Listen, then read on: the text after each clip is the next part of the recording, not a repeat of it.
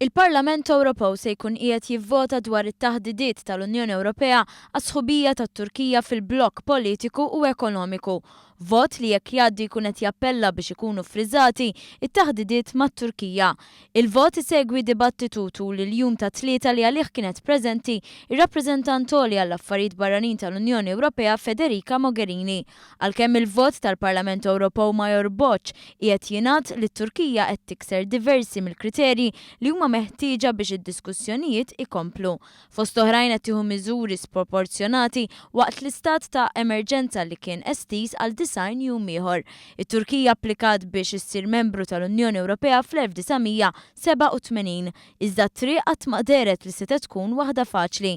Kellim tal-Kummissjoni Ewropea ma kienx ċara ħafna meta mistoqsija jekk f'każ li l-vot jitlob li jkunu friżati d-diskussjonijiet isir xekk, iżda indikat li mhix ix-xewqa tal-Kummissjoni.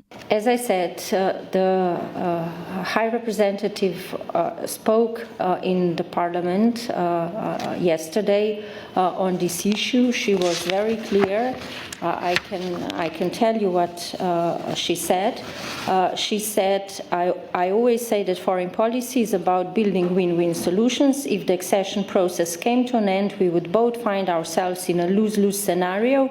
Europe would lose an important channel for dialogue and leverage with Turkey. Turkey would lose a lot.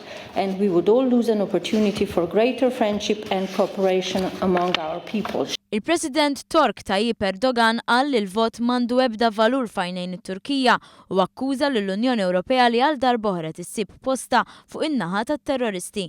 Għamilniha ċar iktar minn darba li nieħdu ħsieb il-valuri Ewropej iktar minn diversi pajjiżi tal-Unjoni Ewropea, imma maħniex insibu għajnuna konkreta minn sħabna fil-punent.